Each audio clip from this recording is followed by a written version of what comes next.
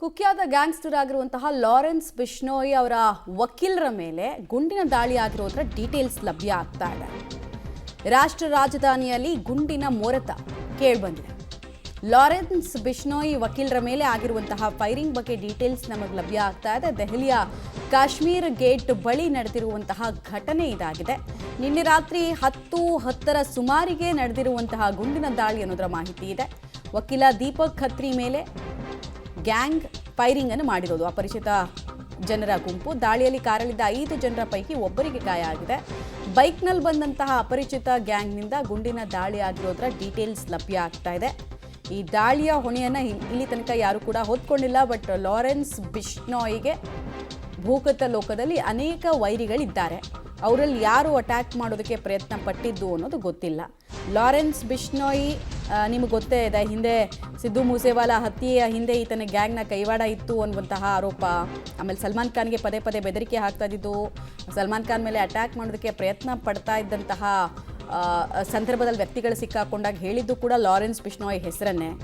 ಬಾಬಾ ಸಿದ್ದಿಕಿ ಹತ್ಯೆ ಪ್ರಕರಣದಲ್ಲಿ ಕೂಡ ಲಾರೆನ್ಸ್ ಬಿಷ್ಣೋಯ್ ಗ್ಯಾಂಗ್ಗೆ ಆ ಹತ್ಯೆಯ ಹೊಣೆಯನ್ನು ಹೊತ್ಕೊಂಡಿದ್ದು. ಸೊ ಕುಖ್ಯಾತ ಕ್ರಿಮಿನಲ್ ಲಾರೆನ್ಸ್ ಬಿಷ್ಣೋಯ್ ವಕೀಲರ ಮೇಲೆ ಆಗಿರುವಂತಹ ಅಟ್ಯಾಕ್ ಅನ್ನೋದು ತಿಳಿದು ಬರ್ತಾ ಇದೆ. ಡೀಟೇಲ್ಸ್ ಕೊಡ್ತಾರೆ ಶಬೀರ್. ಯಾರು ದಾಳಿಯ ಹೊಣೆಯನ್ನು ಹೊತ್ಕೊಂಡಿರೋದು ಮತ್ತೆ ಹೇಗಾಗಿದ್ದ ಅಟ್ಯಾಕ್ ಇದು ಅಂತ?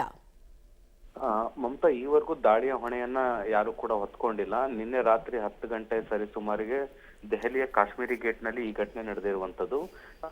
ಲಾರೆನ್ಸ್ ಬಿಷ್ಣೋಯ ಖಾಸಗಿ ವಕೀಲ ದೀಪಕ್ ಖತ್ರಿ ಅನ್ನುವಂಥವ್ರು ತಮ್ಮ ಸ್ನೇಹಿತರು 4 ಜನರ ಜೊತೆಗೆ ಕಾಶ್ಮೀರಿ ಗೇಟ್ ಹತ್ರ ತೆರಳಿದ್ರು ಕಾರಲ್ಲಿ.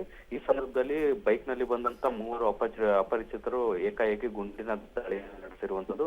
ಈ ಸಂದರ್ಭದಲ್ಲಿ ಕಾರಲ್ಲಿದ್ದಂತ ಓರ್ವರಿಗೆ ಗಾಯಗಳಾಗಿದ್ದಾವೆ ಅನ್ನುವಂತ ಮಾಹಿತಿಗಳು ಕೂಡ ಈಗ ಸಿಗ್ತಾ ಇರುವಂತದ್ದು. ಅವ್ರನ್ನ ಆಸ್ಪತ್ರೆಗೆ ದಾಖಲಿಸುವಂತ ಕೆಲಸವನ್ನು ಕೂಡ ಮಾಡಲಾಗಿದೆ. ಆರೋಗ್ಯ ಸ್ಥಿರವಾಗಿ ಕೂಡ ಇದೆ, ಯಾವುದೇ ಸಮಸ್ಯೆಗಳಿಲ್ಲ ಅನ್ನುವಂತ ನಿಟ್ಟಿನಲ್ಲಿ ವೈದ್ಯರು ಕೂಡ ಹೇಳಿದ್ದಾರೆ. ಈಗ ಮುಖ್ಯವಾಗಿ ಈ ಒಂದು ದಾಳಿಯನ್ನ ನಡೆಸಿದ್ದು ಯಾರು ಅನ್ನುವಂಥದ್ದನ್ನ ಪತ್ತೆ ಹಚ್ಚುವಂತ ಕೆಲಸವನ್ನ ಕೂಡ ಮಾಡ್ಲಾಗ್ತಾ ಇರುವಂತದ್ದು. ಭಾರತದಲ್ಲಿ ಲಾರೆನ್ಸ್ ಬಿಷ್ಣೋಯ್ನ ಪರವಾಗಿ ಈತ ಕಾನೂನು ಹೋರಾಟವನ್ನ ಕೂಡ ಮಾಡ್ತಾ ಇದ್ದ ಅನ್ನುವಂಥದ್ದು ಕೂಡ ಗೊತ್ತಾಗ್ತಾ ಇರುವಂತದ್ದು.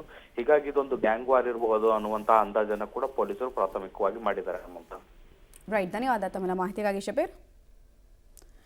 ಗ್ಯಾಂಗ್ ವಾರ್ನ ಸಾಧ್ಯತೆಗಳ ಬಗ್ಗೆ ಮಾಹಿತಿಗಳು ಲಭ್ಯ ಆಗ್ತಾ ಇದೆ. ಬಟ್ ಇಲ್ಲಿ ತನಕ ದಾಳಿಯ ಹೊಣೆಯನ್ನು ಯಾವುದೇ ಗ್ಯಾಂಗ್ನವ್ರು ಹೊತ್ಕೊಂಡಿಲ್ಲ. ಈ ಲಾರೆನ್ಸ್ ಬಿಷ್ಣೋಯ್ ನಿಮಗೆಲ್ಲ ಗೊತ್ತೇ ಇದೆ, ಜೈಲಲ್ಲಿ ಕೂತ್ಕೊಂಡೇ ತನ್ನ ನೆಟ್ವರ್ಕ್ ಮೂಲಕ ತನ್ನ ವಿರೋಧಿಗಳಿಗೆ ಭಯದ ವಾತಾವರಣ ಕ್ರಿಯೇಟ್ ಮಾಡ್ತಾ ಇದ್ದ ಮತ್ತು ಹತ್ಯೆಗಳನ್ನು ಮಾಡ್ತಾ ಇದ್ದ. ಈಗ ಆತನ ವಕೀಲರ ಮೇಲಿನ ಡೆಡ್ಲಿ ಅಟ್ಯಾಕ್ ನಡೆದಿರೋದ್ರ ಮಾಹಿತಿ ಸಿಗ್ತಾ ಇದೆ.